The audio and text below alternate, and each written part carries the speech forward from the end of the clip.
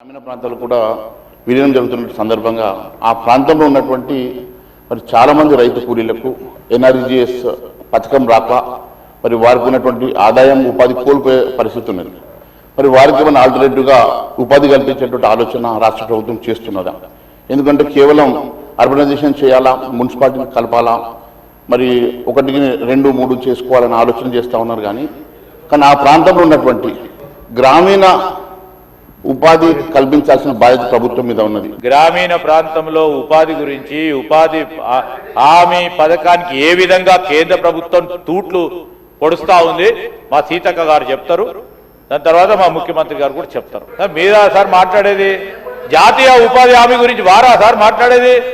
Congress party ప్రభుత్వం ఆ రోజు గ్రామీణ ప్రాంతంలో ఉంటున్న వారికి ఉపాధి కల్పించాలని ఒక పెద్ద ఎత్తున చరిత్రలో మొత్తం ప్రపంచ స్థాయిలోనే లేని విధంగా ఒక పథకాన్ని, చట్టబద్ధంగా పథకాన్ని తీసుకొస్తే మహాత్మా గాంధీ లాంటి మనం ఎవరి కిందనైతే మనం ఈరోజు శాసనసభ ప్రాంగణం ఉందో అక్కడ ఆయన పేరు తీసేసిన అధ్యక్ష.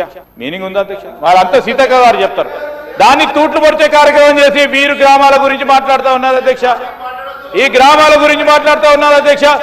ఈరోజు ఈ గ్రామీణ ప్రాంతంలో ఉంటున్న మా ప్రజానికానికి విలీనం కాబట్ట ఈ గ్రామాలకు సంబంధించిన వారికి ఉపాధి ఏ విధంగా పెంచాలి, దానికి ఏం చేస్తా ఉన్నాం? వారిలో నైపుణ్యం పెంచడానికి, పరిశ్రమల్లో ఉద్యోగాలు కల్పన చేయడానికి ఈ రోజు ముందుకు పోతా ఉన్నాం.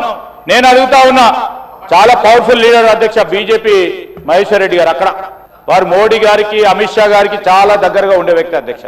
నేను వారిని కోరుతా ఉన్నా అధ్యక్ష, ఏ విధంగానైతే కన్విక్షన్ తో మహాత్మా గాంధీ జాతీయ ఉపాధి పథకం తీసుకొచ్చామో అర్బన్ ప్రాంతానికి కూడా ఉపాధి హామీ పథకం తెమ్మని అంటున్నాం అధ్యక్ష. మేము చేసే కార్యక్రమం మేము కూడా తోడ్పాటు చేయడం జరుగుతుంది అధ్యక్ష.